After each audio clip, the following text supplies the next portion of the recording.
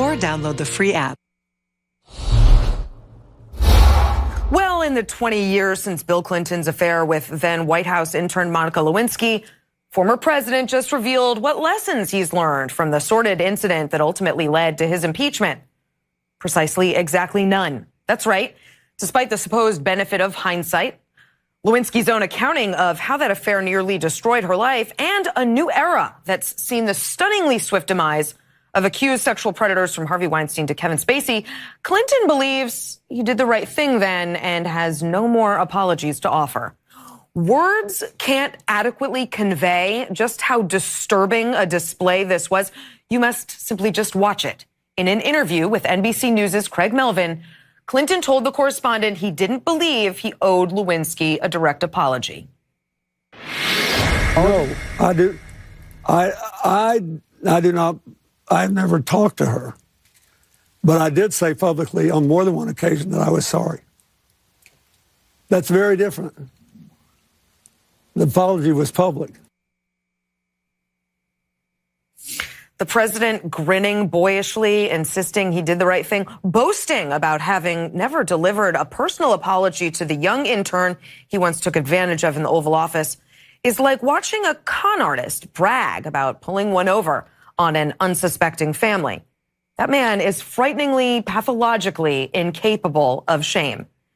He also insisted he was somehow 2 decades later merely collateral damage or fallout from the current president's many allegations of sexual misconduct. A lot of the facts have been conveniently omitted to make the story work. But I think partly because they're frustrated that they got all these serious allegations against the current occupant of the Oval Office, and his voters don't seem to care. I think I did the right thing. I defended the Constitution. Finally, Clinton brushed off the affair as old news. This was litigated 20 years ago. 2/3 of the American people sided with me. All of this is simultaneously stunning and yet unsurprising. What's actually quite predictable is Clinton's seeming lack of remorse and self-reflection. For serial sexual harassers, the preternatural sense of entitlement that leads them to prey on weaker individuals in the first place is a pretty consistent thread. It's also what leads them to believe they will, time and time again, get away with it. And in the end, that they didn't really do anything wrong.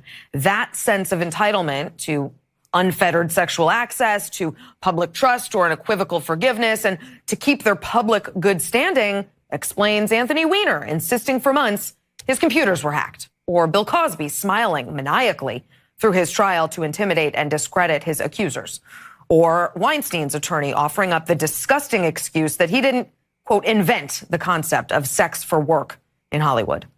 And it explains why Clinton is so indignant today. Frankly, he had some help. The public gave him a pass at the time.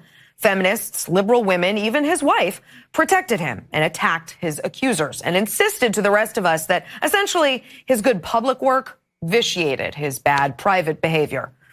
What is surprising about his recent comments, however, is that Clinton is a shell of the skilled politician he used to be.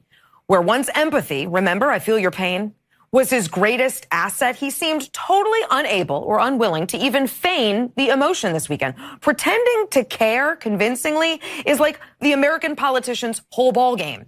And that Clinton couldn't pretend for a few minutes while on national television, couldn't muster a modicum of sympathy for victims of sexual harassment more generally, says a whole lot about the politician he used to be and maybe about the man he always was. Okay, next. From summit to meet and